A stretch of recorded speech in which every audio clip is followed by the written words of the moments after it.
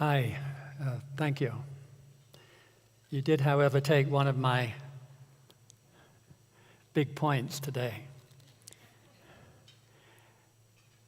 Let me tell you something about my interest in climate change in particular. I wasn't a quick study. I didn't become an environmentalist until about 25 years ago. And then slowly at first, by 20 years ago, I realized that our family should not be giving money to Harvard Business School and the local museums and all those other people who can always use some money. Because it became reasonably apparent that the environment was simply more important. And pretty quickly, we realized that climate change was the key. One of the first things we decided to do was to get involved in triage. And I remember upsetting all the NGOs we worked with by saying that we would not put a penny into coral reefs, because coral reefs had no hope of surviving. And they were utterly horrified. But this is a serious game we are playing. We're actually fighting for our very existence. And we can't afford to throw money at losing causes. And coral reefs might fail if only the water were warming, a single reason. It might fail if only the water was becoming more acidic through carbon dioxide, a completely separate problem that carbon dioxide brings. It might fail from overfishing and nothing else.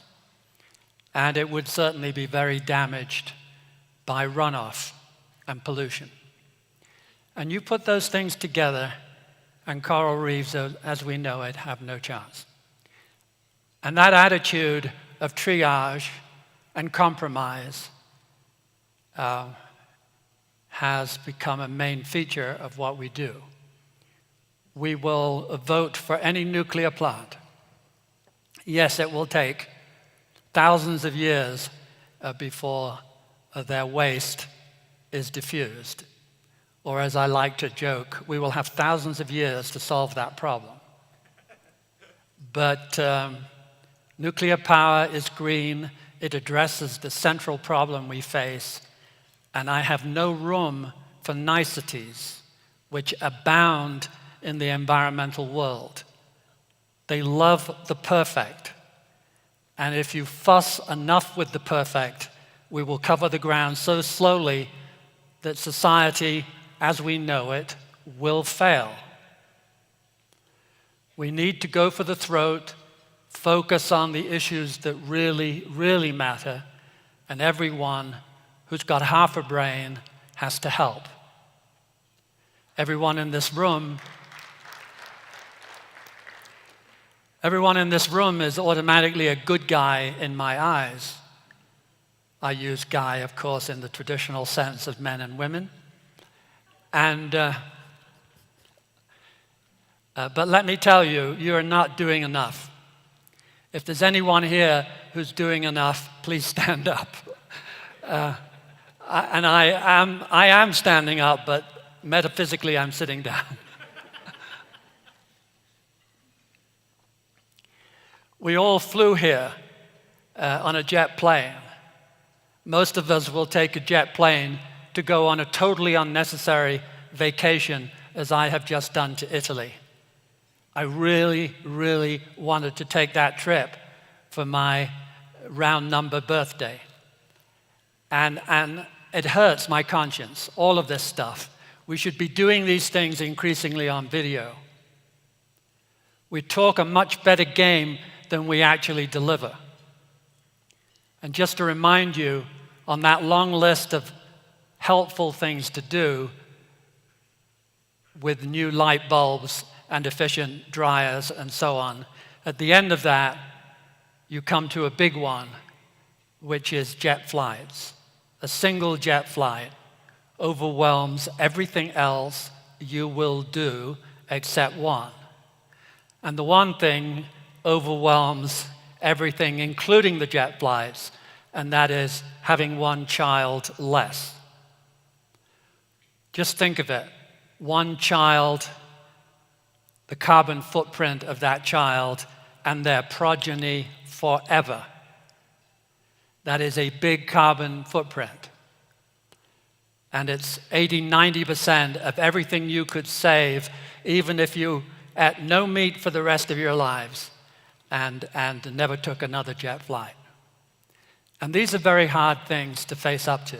The other things you can do is you can pull more weight with your bosses and people you influence.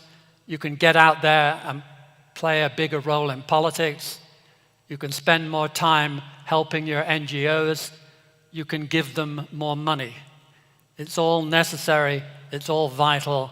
We're all trying to protect our grandchildren. Hands up if you have read my piece called The Race of Our Lives Revisited. Okay, this is the problem. Let's say 2/3 of you have not, and 1/3 of you have. So I am going to read a very short version of what I did at Morningstar and then race through the exhibits, all the backup data, emphasizing only those things that you may not know. First, let me say, I'm all in on this issue. I've been working for an industry in a very favorable time, so I've accumulated a large chunk of money by any standard other than the richest 100 people whose wealth I envy completely. I really was eager to make money for my first 15, 20 years. And then I can say with a clear conscience, I didn't know how much I had and I didn't care too much for another 20-odd years. And then as I got into climate, I started to worry again and really wanted to make tons of money. And 98% of my net worth, or what otherwise would be my net worth, is either in a public and a private foundation or is committed to it. And 20% of that is invested in green projects, mission-driven, as I like to think of them. We measure the performance separately, which is a brilliant idea, removes any conflict of interest. So Cambridge Associates and my team work on the 80 to deliver as much money as we can to fight the battle. And the 20%, my little in-house group and I work on. Along with Kleiner Perkins and Vinod Khosla, we got in too early. We made big investments that went to nothing. We were ahead of the curve. It often happens. Fortunately, our last and biggest investment is a potential home run that any sensible person would not hex by talking about it. But since I had my 80th birthday recently, I made some resolutions. And one is, what the hell am I holding back for? Right?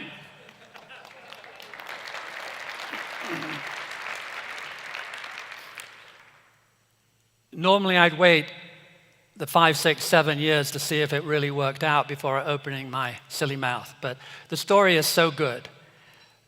We invested a lot of money in solid-state lithium-ion company in California. They operate under the radar screen. They don't seem to exist on the web. They're 7 years old. They're run by a guy who did a $300 million startup and then one of the early unicorns. And this is his third go. And 7 years into it, we have just delivered a solid-state battery of passenger vehicle capability to a leading global automobile firm who has put in $350 million. And this thing does not burst into flame as liquid as the typical lithium ion does.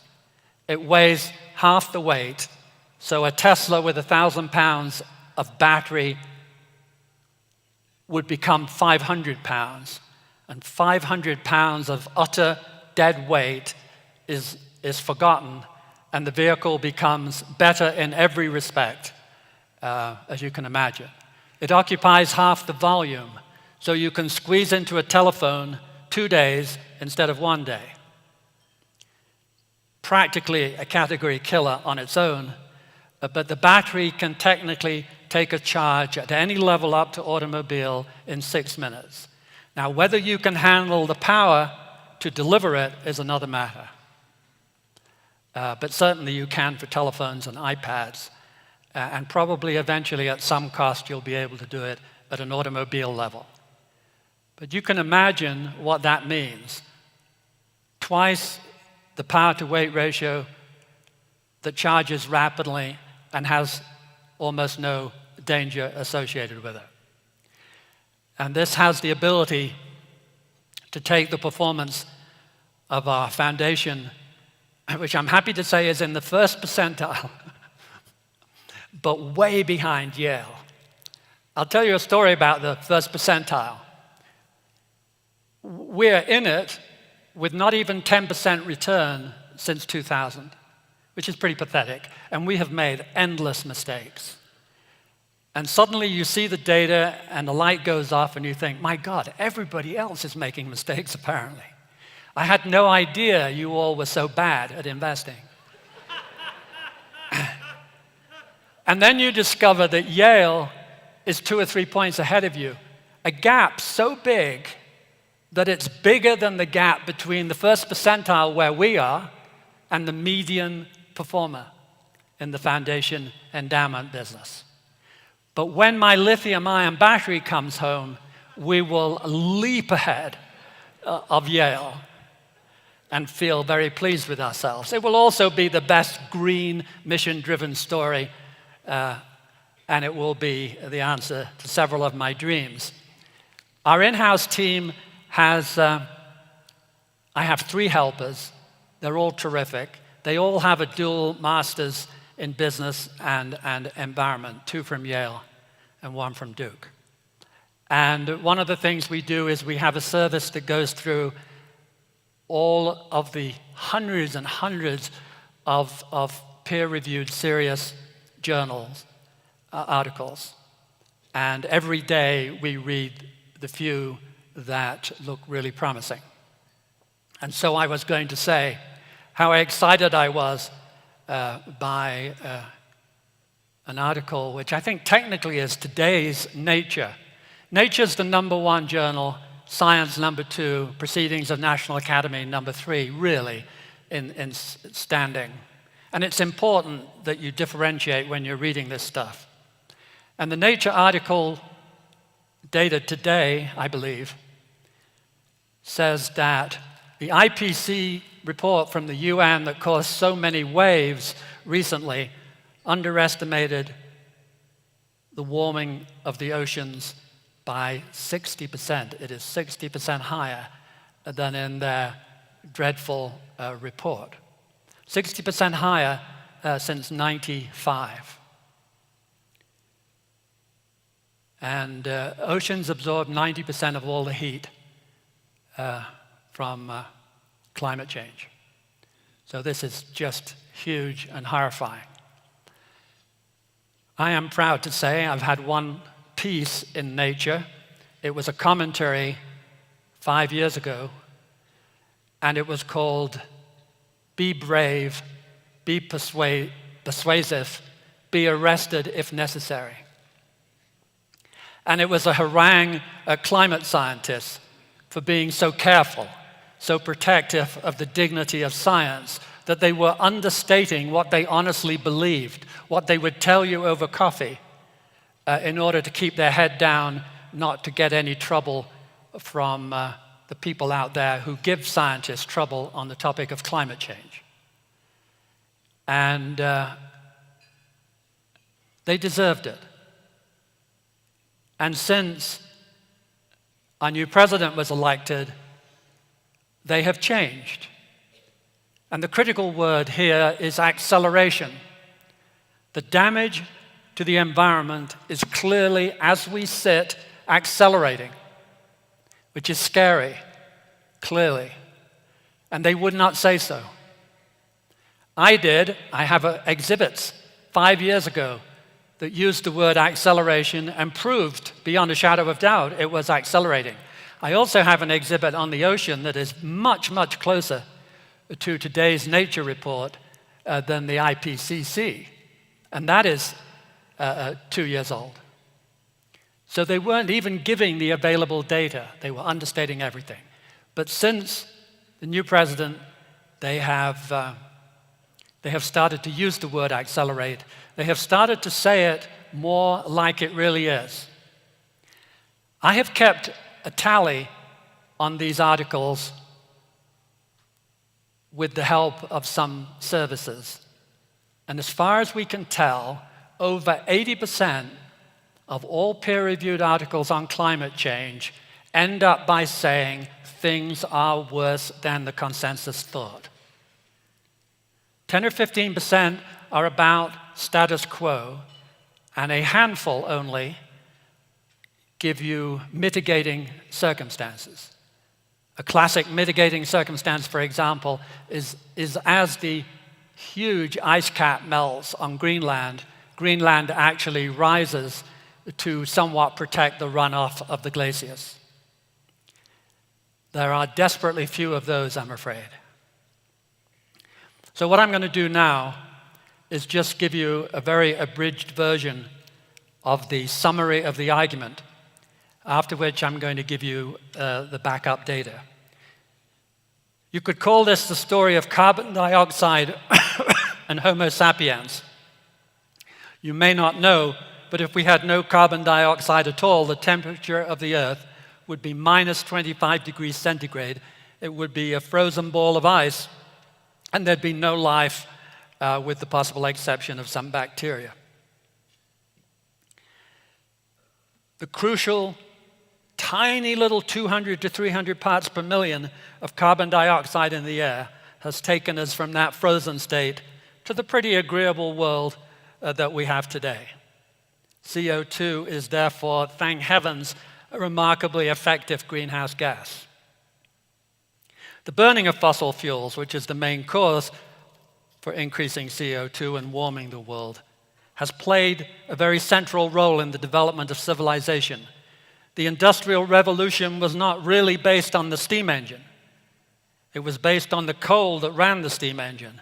In a world without coal, we would have very quickly run through all our timber supplies, and we would have ended up with what I imagine as the great timber wars of the late 19th century.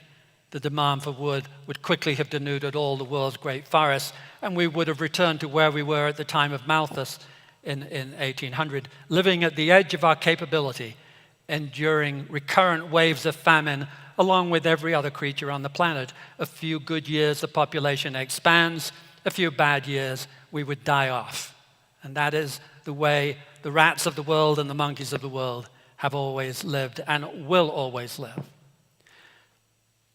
A gallon of gasoline can do the work equivalent to 400 man-hours of manual labor. This extraordinary advance meant that the ordinary middle class had the power that only kings had had in the distant past. And what it did, this incredible gift of accumulated power from the sun over millions of years, was to create an enormous economic surplus that catapulted civilization forward in terms of culture and science. Above all, agriculture has benefited, allowing our population to surge forward. The sting in this tale, however, is that this has left us with 7.5 people today, going on a predicted 11 or so billion by 2100. Such a large population can only be sustained by continued heavy use of energy. Fossil fuels will run out, destroy the planet, or do both. The only possible way to avoid this outcome is rapid and complete decarbonization of our economy. Needless to say, this will be an extremely difficult thing to pull off. It requires the best of our talents and innovation, which miraculously it may be getting. It also needs much better than normal long-term planning and leadership, which it most decidedly is not getting yet, particularly in the US. In theory, Homo sapiens can easily handle this problem. In practice, it will be a very, very closely run race. We should never underestimate the technology, but also never underestimate the ability of we humans to really screw it up. Technology, in my opinion, will in one sense win. If we're able to look ahead 40 years, I'm confident there will be a decent sufficiency of cheap green energy on the planet. In 80 years, perhaps it's likely we will have full decarbonization. Lack of green energy will not be the issue that brings us down, if only that were the end of the story. The truth is we've wasted 40 or 50 years since the basic fact about man-made serious climate damage became known. We're moving so slowly that by the time we've fully decarbonized our economy, the world will have heated up by 2.5 to 3 degrees centigrade. There is no hope for 1.5, and there's no hope really for 2. And a great deal of damage will have been done. A separate thread here, also closely related to fossil fuels, is that we've apparently created a toxic environment not conducive to life, from insects to humans, as we will see. We must respond by a massive and urgent move away from the use of complicated chemicals that saturate our daily life. Just a word here on insects. 2.5 years ago, German amateur Society of Insect Lovers finished a study that had started in '89 in 62 forest preserves, protected forests in a rural part of Germany. They had gone out every 4 or 5 years in each of these forests, and they had put up, with incredible efficiency, the same net in the same place in that particular forest on the same day of the year. Only Germans. I'm married to a German. And they took the insects, they weighed them, they divided them by family. And what they found, they humbly published and was missed for a year by the academics. 75% by weight of all flying insects had gone out of business in forest preserves in a rural part of Germany. 75% since '89. No reasons given. That's not their job. But one has to deduce that climate change is a small component. This is a temperate place where they're used to winter and summer and big differences day by day. And it's surrounded by farms with insecticides, pesticides getting into the water system, underground, floating through the air as mist, and then coal, of which they have a lot, wafting its deadly mercury and other things into the forest. A year later, that was picked up by a more dignified journal and got some play. And this month, within the last 30 days, an article from the Proceedings of the National Academy of Science covered a very similar study in a totally different part of the world, in Puerto Rico, in a rainforest. If you've ever been to Puerto Rico, you have probably, like I did 35 years ago, visited the rainforest, which has been protected since the King of Spain ordered it. And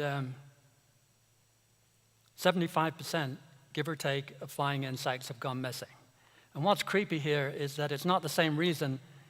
They don't have the insecticide problem to any big degree, and they don't have the reuse of nature as Germany might have had either. What they do have is climate change. In a tropical forest, the temperature hardly ever changes, and they've had millions of years to get used to that. And suddenly, in tropical forests, the temperature has gone up in Puerto Rico by 2 degrees, Costa Rica by 2.5. Quite why, I can't tell you, but that's a big 2 degrees centigrade is a big shift. And what that does to the distribution is 2 degrees is in the middle, and the outliers have gone from almost none over 29 degrees centigrade, from 1 to 15. And that is what happens when you have a distribution. You want to worry about the tails.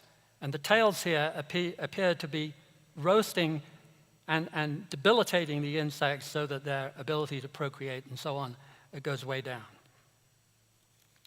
Without the insects, and this is a front burner issue for the Grantham Foundation, you get a cascade or inverse cascade effect.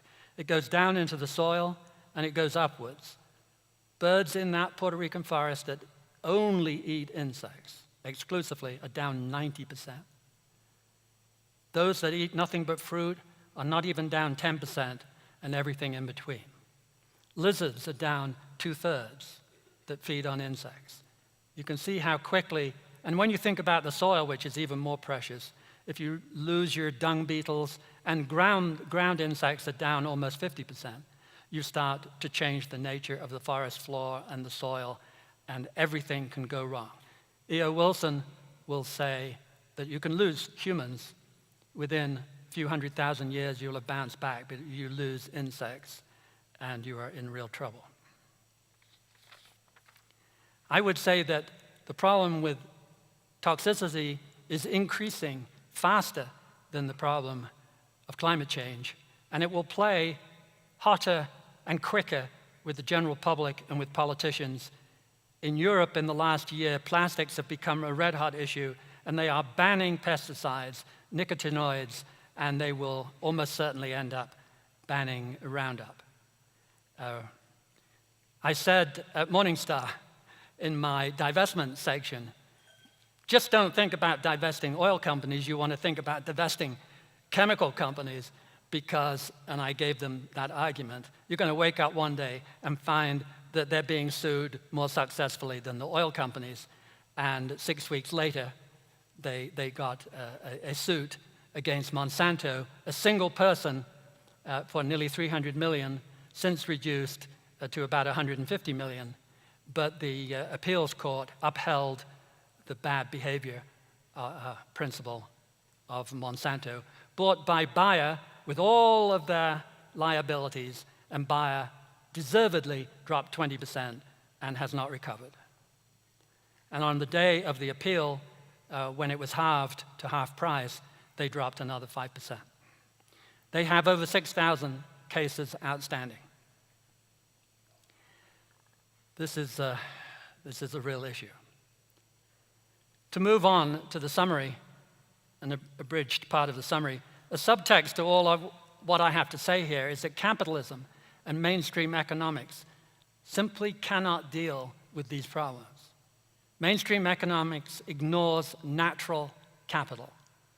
A true Hicksian profit, after John Hicks, an economist, requires that the capital base be left completely intact, and only the excess each year is a true profit.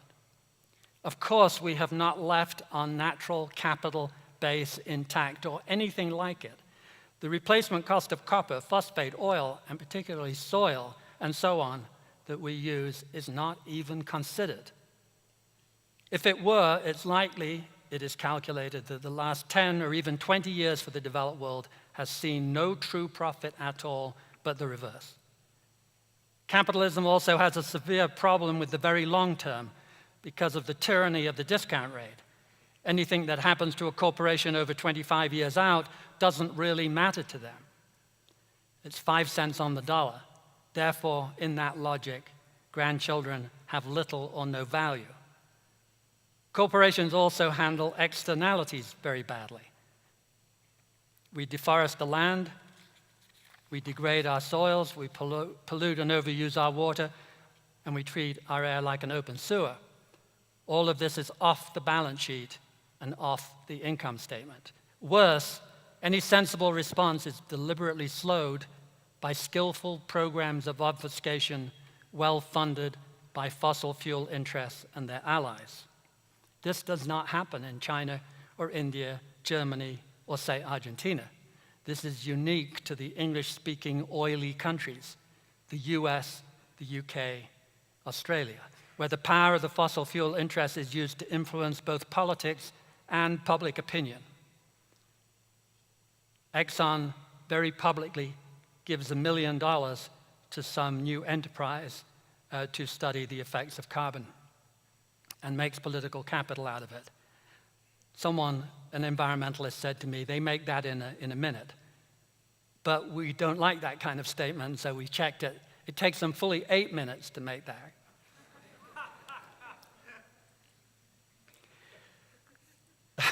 Sorry. The Grantham Foundation funds, with 25% of its grant-making money, what I would call propaganda enterprises. They do fundamental research.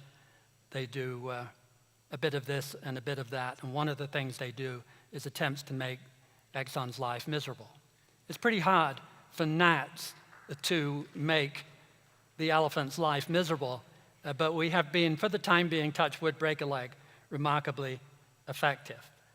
And what we did is we found that Exxon, during the 70s, wrote peer-reviewed articles saying how dangerous carbon dioxide was to the general public, and they wrote memos internally saying how should their policy and long-term strategy reflect this. They had an expensive ocean-going boat doing serious marine science on carbon dioxide effect on the water, and so on and so on. And in '82, they had an infamous new boss who threw that all away, sold the boat, fired all the scientists except 2 of them who turned their coats and worked for them, and spent a lot more money than that on these institutes that support the idea that climate change is a hoax and a delusion, and in any case, it's probably not man-made, and even if it were, there's nothing we could do about it. And it's all in their archives. We subpoenaed it all, and there it is. They're as guilty as hell. They have dangerously misrepresented their products. And in 1 or 2 cases, they've done worse than that even, perhaps. They have cited dangerous refineries too close to a rising ocean level that they knew would rise. And on a very high tide, they have a plant in Massachusetts and one in Rhode Island that is now over 40 years old that will quite likely cause dangerous pollution, as was the case in Houston with their great floods. The floods in Houston, by the way, were 10 inches in 1 day, followed by 10 inches, followed by 10 inches. In some places, more than 40 inches in 3 days. That is somewhere between a 1,000-year event and it can't happen here event. And their refineries down there were giving out all manner of toxic stuff. Well, they recklessly placed those, and they don't care because 40 years, hey, they got their money back on that in year 32. It's fully depreciated. But the point is they don't drop dead and walk away on their own in 32 years or 40 years. They're still there when the floods come, and they're still operating because it's such a bargain. I think I understand the capitalist argument. I go on. Milton Friedman, a patron saint of today's brand of capitalism, famously said, "There is only one social responsibility of business, to increase its profits." It makes for a simple enough world, but it's not the world I arrived in the US in 1964, which, except for civil rights, was, with hindsight perhaps, at the sweet spot in the social contract. CEOs were content with 40 times their average worker, seems like a lot, as Japan still is today, and not today's 300 times. Corporations acted as if they really had obligations to the cities, the states, and the country of their operation. This is true to a much smaller degree today. Also, it was always the US leading the way in promoting cooperative international trade to enormous beneficial effect globally. Today, both of these social contracts appear to have been torn up. And climate change is the epitome of what those who did the tearing up really hate. It occurs everywhere and very slowly. It's the ultimate tragedy of the commons. So it can only be dealt with by government leadership, international cooperation, and regulation. All of this is anathema to the new regime of maximizing an individual country's advantage and maximizing short-term corporate profits. Yet, however much libertarians may hate regulation, and other things being even, I'm in general sympathetic. When it comes to climate change, it is simple. There is no other way than regulation.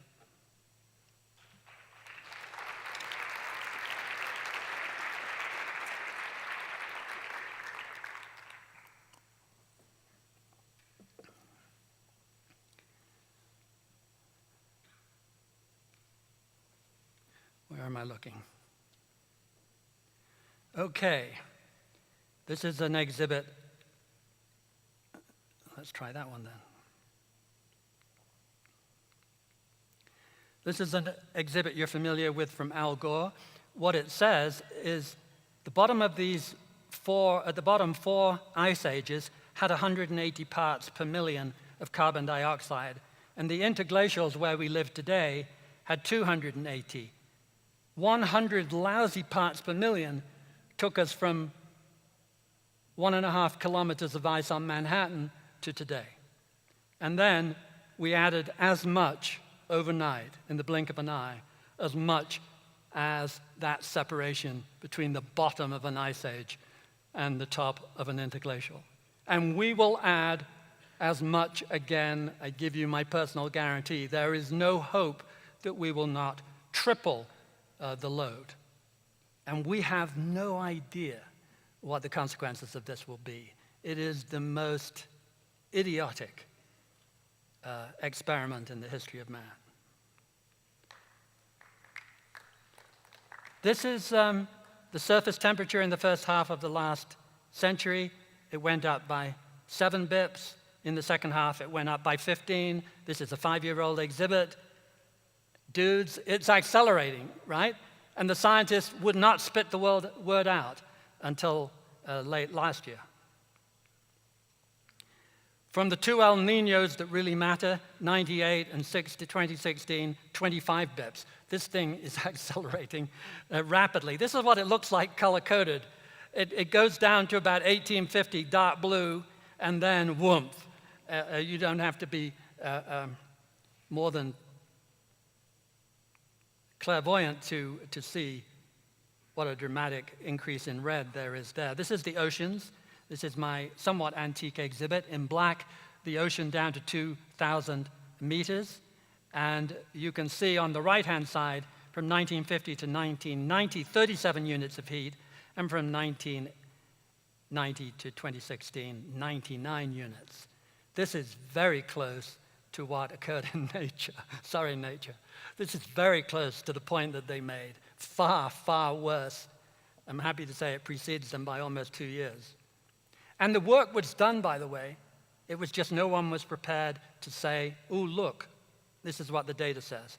And this is, the glaciers are melting even faster than oceans are warming. This is, you can see, line up the 3 big mountains here. This is Muir Glacier in 64 years. Bang, it's gone. The biggest consequence is increase in heavy downpour. It looks like this, just going up steadily. This is 3 inches a day. Heavy downpours are very important for agriculture because it's only heavy downpours that erode the soil. And that is a huge issue, perhaps one of the biggest single issues, which is way off everyone's radar screen. These are other people's look at the increasing floods, people dying in droughts and forest fires, extreme temperature events, and wildfires. This is, however, the response. I hardly know an environmentalist who realizes how fast the technology is racing to help us. And this is what the CEO of the largest utility company in America said. He said that it would be 2 or 3 pennies a kilowatt hour with an extra penny for storing for a few hours, which would mean, he said, that the full cost of building a new wind farm or solar farm would be cheaper than the operating costs of his best coal plant and his best nuclear, even if you gave them the nuclear plant and the coal plant. Just amazing. And hardly had that information settled in than here in Colorado, Excel Corp put out some bids, were flooded with 850 bids, and they said it was going to be 3.5 pennies with storage for solar, and an almost ludicrously 2 pennies with storage for wind. These are numbers that weren't dreamt about, even for 10 years from now. This means it's game over. In good places like Colorado, you can have solar and wind far, far cheaper than building a traditional plant. It's storage which is the main issue. This is what it looks like, the progress in scale, solar, and onshore wind. It's just dramatic, and it continues. Wind is crazy rapid progress. On the right, you're looking at a 2-megawatt wind tower. These are the giants you cycle past in Holland. The average Dutch windmill in the modern era is 2 megawatts. And GE announced 4 or 5 months ago a 12-megawatt monster, which is not that far short of the top of the Eiffel Tower.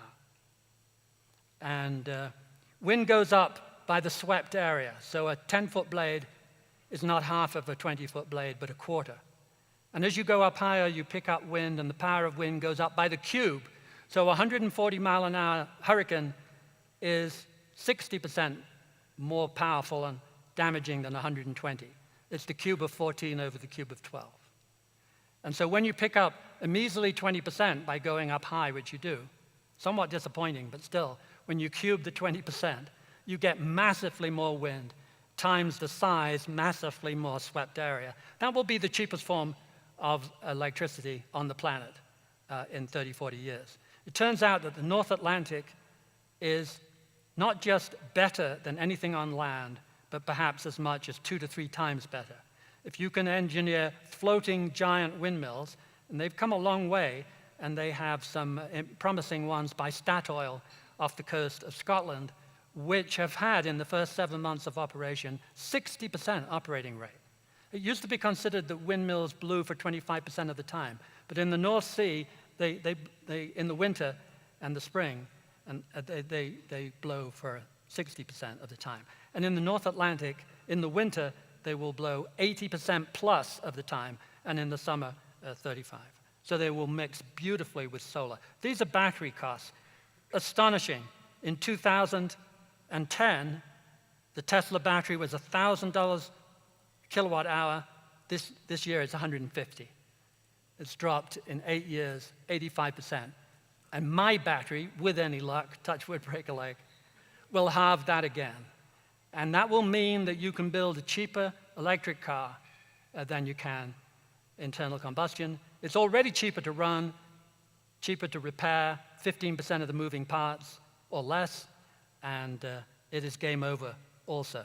The trouble is, with all of these positive things going on, the assumption by one of the very best consulting firms in Norway is that by 2050, we will still have 52% fossil fuels, which means the amount of carbon dioxide continues to rise and rise and rise until it becomes zero. And even by 2050, we are going to hit, almost certainly, close to 2 degrees centigrade. And we can only hope that we shape up, we do better. And in the end, we're going to have to recover carbon dioxide from the air. The Grantham Foundation is working on a couple of really promising ideas. Growing seaweed in the deep ocean. 70% of the world is deep ocean. Seaweed, some seaweeds grow 5 times faster than the very fastest growing land-based plants like sugarcane. They don't invest in root structures. They suck out the carbon dioxide. They photosynthesize much more efficiently. They grab the phosphorus that they need for fertilizer out of the seawater and the nitrogen. The other one we're doing is by improving the old-fashioned way of blowing air over chalk. And in Caltech, they have an enzyme that increases the rate at which that happens by 500 times. These are preposterous advances. And the same with chemical warfare, if you will. There are different third-generation approaches. We bumped into a firm that has taken RNA, which is the engineering instructions to the DNA. It's taken it down from $1,000 a gram to 35 cents. Now, that's a breakthrough. And they are instructing, for example, the Colorado beetle to turn off one tiny little part of its DNA, and after that, it cannot digest cellulosic fiber. It munches away in the same old way and dies of starvation very quickly, drops to the floor, doesn't affect any insects in the neighboring field. It's completely gone, it's non-toxic, and those kind of things are almost creepily suggestive of what may happen to farming and also to humans if they don't like you.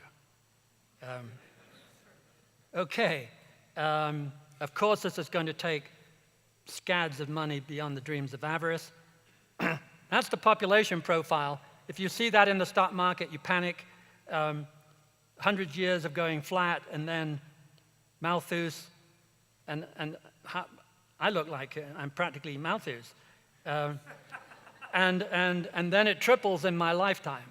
I mean, completely reckless experiment. Fortunately, the Western world is slowing down and not replacing its population. We've had some wonderful things like Iran going from 7 children to 1.8, and Bangladesh from 7 to 2.2, 2.1 anytime soon. There's been enormous progress. The problem is Africa. The rest of the world is going to peak in 50 years and then start declining, but Africa is reckoned to have 3 billion more people, quadruple its population basically by 2100. That's what the UN's official mid-range forecast is. Of course, Africa will disintegrate long before that. There is no serious hope of being able to feed themselves, and there's no serious hope that we will volunteer the hundreds of millions of tons to do the job for them. And that will give you waves of population pressure, immigrants on Europe that you have not seen. We have seen what hundreds of thousands of immigrants can do to the liberal tradition of Europe in a couple of years. I wrote that 5 years ago. The first casualty will be the liberal tradition. I had no idea it would be this fast. But we will have to deal with hundreds of millions in Europe. And then, as Europe destabilizes, what does that do to the rest of the world? So it's food, toxicity, and then, ironically, climate change. But climate change interacts with all of them. It interacts with agriculture because of erosion. And let me just point out that the sperm count in the developed world is down 50% since 1970. The worst one is a Danish study where the young men going to the clinic for infertility in 1970 had the sperm count that the average Dane has today. That doesn't scare you. 50% doesn't even make the headlines, right? 50% down in 50 years. Let's say, how about 100% down in 100 years? Would that do it for you? Would that get you excited? So now where the productivity of grain is down to about the productivity of humans. I don't have any time left, sadly, and so much left to show you, but here's typical ordinary erosion. And we put together an erosion plus climate effect. There was a wonderful report out from the Proceedings National Academy on the climate effect, and it said that in 40 years, they expected the productivity of grain in North America to go backwards as floods and droughts increased.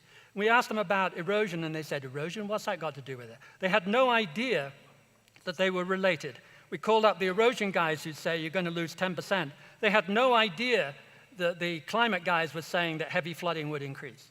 I kid you not. So John Holdren used our exhibit because it's the only one on the planet, because these guys are not talking to each other. This is an exhibit in Iowa. In 1850, they had 14 inches of glorious topsoil, and in 2000, they had 5.5. We tracked them down, called them up. They said, everyone's getting excited, and they're doing better now, but it's 4.8. You need 3 inches, 4 is great. Our safety margin, as you can see, has gone from 10 inches to 0.8. And no one cares. This is the report that said a 47% drop. Big guys, I mean, big journal. And that's the only exhibit of its kind in existence where we gave them a 1/3 credit for adaptation and still ended up with half the productivity that the UN is assuming and 38% less than we have today. Even if they have 2/3 adaptation, this is going to be a brutal shock. This says, by the way, that Morocco has 85% of all the world's best phosphate Without phosphorus, you cannot grow any living thing, including humans. And Morocco has it all. So when ISIS takes over Morocco, you have my second personal guarantee that the Chinese military and the American military will respond immediately. I think. No. I wanted to make the point on toxicity that although most things in health are improving, there is a subgroup to do with various medical factors that are heading the wrong way fairly rapidly. And it's generally speaking the health of your immune system. And they have this class of chemicals that can actually for a generation. And they've cut me off, probably a good idea. This is our portfolio in the Climate Change Fund at GMO. Gives you some idea of the kind of things that you will have to do to exploit the new world. You can absolutely depend that the top-line revenue of green answers, productivity, agriculture, and those things associated with electrification will have a much higher top-line revenue than anybody else. And this was the first ever effort to show that divestment had no effect. These are the 10 groups in the market where you take each one of them out and look at the 90, and you see superimposed, it's the same damn thing. It simply has made no difference. This is when we extended it back in time. No difference at all. It's a complete hoax. Thank you. Almost made it. No time for questions.